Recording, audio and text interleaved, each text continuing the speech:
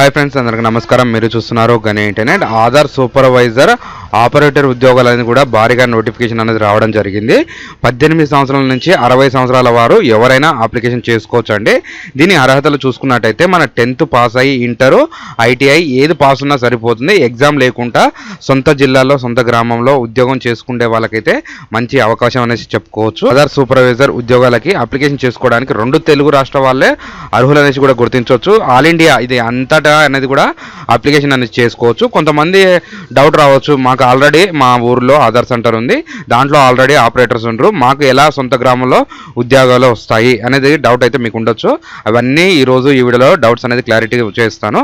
మీరంటూ ఈ వీడియోని ఎక్కడ స్కిప్ చేయకుండా చూస్తే మాత్రం ఈ వీడియోలో 100% డౌట్స్ అనేది క్లారిటీ ఉంటుంది. ఎవరైనా మన ఛానల్ కొత్తగా చూస్తున్నట్టుంటే సబ్స్క్రైబ్ అనేది చేసుకోండి. ఇలాంటి ఇన్ఫర్మేషన్ వీడియోస్ మీ వద్ద రావాలంటే ఖచ్చితంగా మన ఛానల్ అనేది సబ్స్క్రైబ్ చేసుకొని ఈ వీడియో కంటూ లైక్ చేయండి.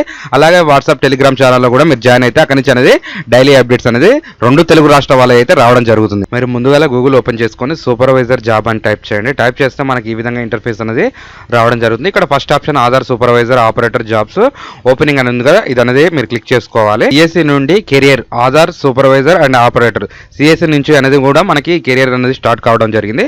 ఇక్కడ ఆంధ్రప్రదేశ్ చూడవచ్చు, బీహార్ చూసుకోవచ్చు, గుజరాత్ అంటే ఆల్ తెలుగు రాష్ట్రం నుంచి తెలుగు రాష్ట్రం మరియు ఇతర డిస్టిక్, ఇతర జిల్లాలు, ఇతర రాష్ట్రాలు కూడా ఇందులో అయితే మనకు ఉండడం జరుగుతుంది. ఇక్కడ నుంచి అనేది చూసుకోవచ్చు మీరు. తెలంగాణ ఉంది, తెలంగాణ 27 డిసెంబర్ రోజు అనేది నోటిఫికేషన్ స్టార్ట్ అయింది. మనం 31 జనవరి రోజు అనేది కూడా ఇది అనేది కూడా ఎండ్ అయితే కావడం జరుగుతుంది. సేమ్ ఆంధ్రప్రదేశ్ వాళ్ళు చూసుకున్నట్టయితే 27 రోజు మనకి ఇది స్టార్ట్ అయితే కావడం జరిగింది. 31 తారీఖు వరకు ఈ జనవరి లోపు అయితే మీరు అప్లికేషన్ చేసుకుంటే మంచి అవకాశం అనేది చూసుకోవచ్చు.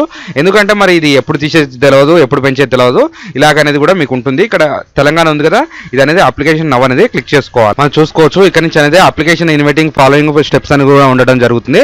ఇక్కడ Aadhaar supervisor and operators Adilabad 1, Hyderabad 1, next Karimnagar, Mahabubnagar ఇట్లా అనేది కూడా మీకు అయితే సెంటర్లు అనేది ఒక్కొక్క సెంటర్ అయితే తెలంగాణలో అయితే ఉండడం జరిగింది.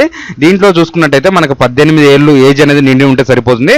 నెక్స్ట్ ఎబోవ్ 18 నుంచి ఎంత ఉన్నా సరిపోతుంది అనేసి కూడా చూసుకోవచ్చు. ఇక్కడ ఇంటర్ అర్హత మీద అయితే వీళ్ళైతే చూసుకుంటున్నారు. లేదా మీరు ఇంటర్ చేయకపోయినా 10th ప్లస్ ఐటీఐ ఈ రెండిట్లో ఏజ్ చేసుకున్నా సరిపోతుంది. ఐటీఐ ఉన్నా మీరు అప్లై చేసుకోవచ్చు, ఇంటర్ ఉన్నా అప్లికేషన్ చేసుకోవచ్చు. ఆ విధంగా అనేది కూడా మీరు చూసుకోవచ్చు. Candidate should you have Aadhaar supervisor certificate issued by the and certificate agency అనేది కూడా ఉందిగా. మీకైతే ఇక్కడ ఒకటి అడిగింది ఏంటంటే ఆధార్ సూపర్వైజర్ సర్టిఫికేట్ అయితే ఖచ్చితంగా అడుగుతున్నారండి. ఇది ఆధార్ సూపర్వైజర్ సర్టిఫికేట్ ఉంటే మీకు కూడా మంచిగానే ఉంటుంది. నెక్స్ట్ సారి ఏదైనా ఎక్స్పీరియన్స్ ఉన్నా కానీ మీకు ఎక్కువ అవకాశం తీసుకొని అక్కడి నుంచి అనేది కూడా VLEs are not eligible to application this position అని ఉంది కదా.